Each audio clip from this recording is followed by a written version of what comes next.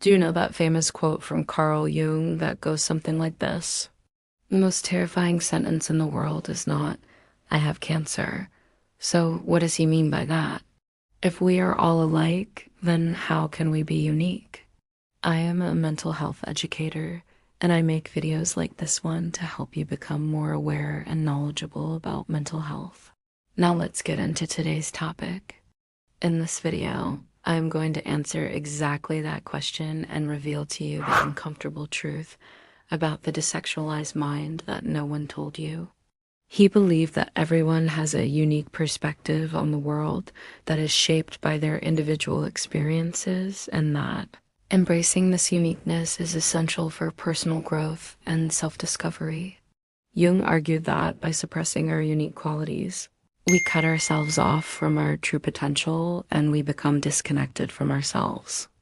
But when we embrace our uniqueness, we open ourselves up to a deeper understanding of ourselves and the world around us. This doesn't mean that you have to become famous or make a lot of money, but it is important to remember why you are doing this in the first place. By embracing your uniqueness, you are healing your mind. You are becoming more whole and complete. You are living a life that is true to yourself. It simply means that you should allow yourself to express your creativity, to help others, to love and be loved. In fact, society will do everything it can to convince you to fit in. There is a difference between being considerate and conforming. You can be considerate of others without conforming to their expectations.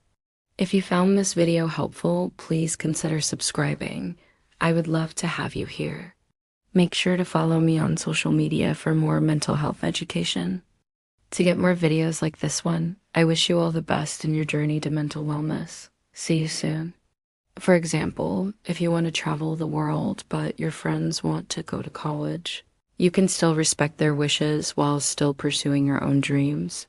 You can travel after college or find a job that allows you to work remotely. There are many ways to compromise without sacrificing your own happiness. But you have a choice. You can choose to listen to society, or you can choose to listen to yourself. I strongly suggest that you listen to yourself and doing things that you've never done before, but the rewards of doing so are immense. When you embrace your uniqueness, you become more confident, more fulfilled, and more successful. You attract positive relationships and opportunities into your life. You make a difference in the world. When we share our uniqueness with the world, we make a positive impact on those around us. It is time to stop trying to be like everyone else and start trying to be your best self. It's time to embrace your uniqueness and heal your mind. We inspire others to be their best selves. We make the world a better place. Welcome back to the channel. Well, it starts with becoming aware of the things that make you unique in the first place. He said, the privilege of a long life is to see many of your own predictions come true, and none so exhilarating as that which predicts the eventual breakdown of all that has been hitherto arbitrarily called evil. What does this quote mean to you? Let me know in the comments below. This requires introspection and self-reflection too. Identify the aspects of yourself that you may have been suppressing or denying. For example, maybe you're a recent one who loves to draw, but you've always thought you weren't good enough to share your art with the world. Maybe you're someone who wants to travel, but you're afraid of leaving your comfort zone. Maybe you're someone who feels called to help others, but you don't know where to start. These are all examples of things that make you unique. And they are the things that you need to embrace if you want to heal your mind. It's not I'm in debt. And it's not even my spouse is having an affair. This can be difficult if you have spent most of your life trying to fit in and be like everyone else. But it is essential if you want to heal your mind and live a life that is true to yourself. Acceptance of ourselves is the key to unlocking our potential and living a life that is meaningful to us. When we accept ourselves for who we are, we allow ourselves to be vulnerable, to show up and be seen in the world. We allow ourselves to take risks and pursue our dreams.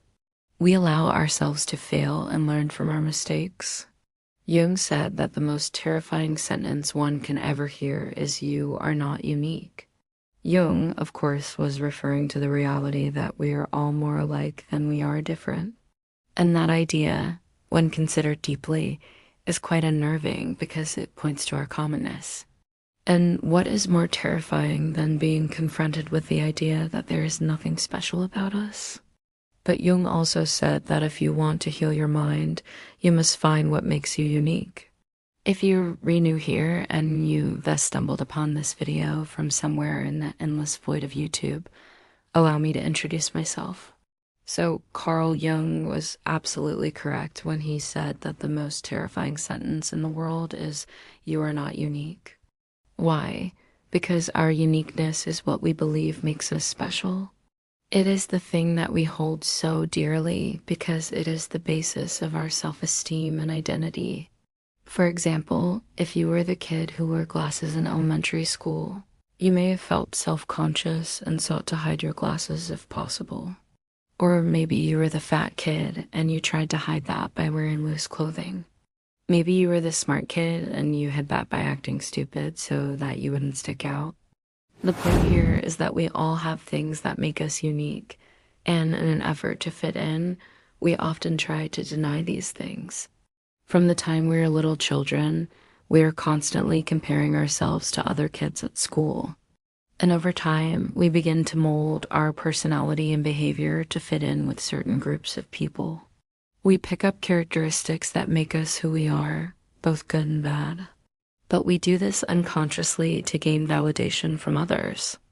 And in doing so, we lose sight of what truly makes us special.